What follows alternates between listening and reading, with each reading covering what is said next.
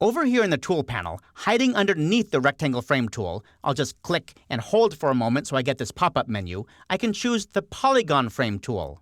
Now, if I choose that and start dragging something out on my page, I get a hexagon. Well, technically, I'd have to hold in the Shift key to constrain it to a hexagon. That constrains the height and width to be the same. But you get the idea. It's a hexagon.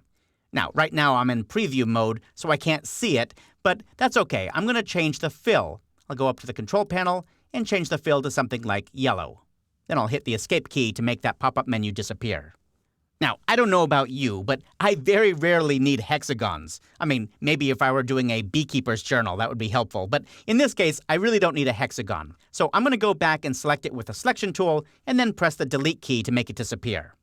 Instead, I'm going to make a different kind of polygon, a more interesting polygon.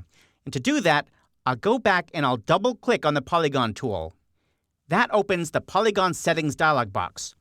And here I can choose how many sides I really want. For example, I'll choose 12 sides. Now I'll click OK, and now I've got a more interesting shape. Or I'll delete that, and let's go make something even more interesting. I'll double-click on this polygon tool again, and this time I'll change not just the sides, but the star inset value as well. I'll make this 18 points, and then I'll change the star inset as well, let's say 20%. When you increase your star inset, you're not making a regular shape like a polygon or a triangle or something, you're making a starburst. I'll click OK and drag this out. Once again, I need to fill it with a color. So that looks pretty good, but what if I want to change the shape, maybe have more points or a larger inset? How can I do that? Well, to do it, all you need to do is make sure the object is selected on the page and then double-click the polygon tool again.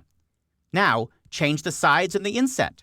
I'll make this larger, like 25 sides, and set the star inset to something bigger, like 50%. Click OK. And because this object was still selected on the page, it updates it with the new values.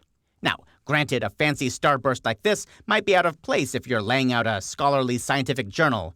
But if you're doing a magazine or a catalog and you really want to catch somebody's eye, these starbursts are just the ticket.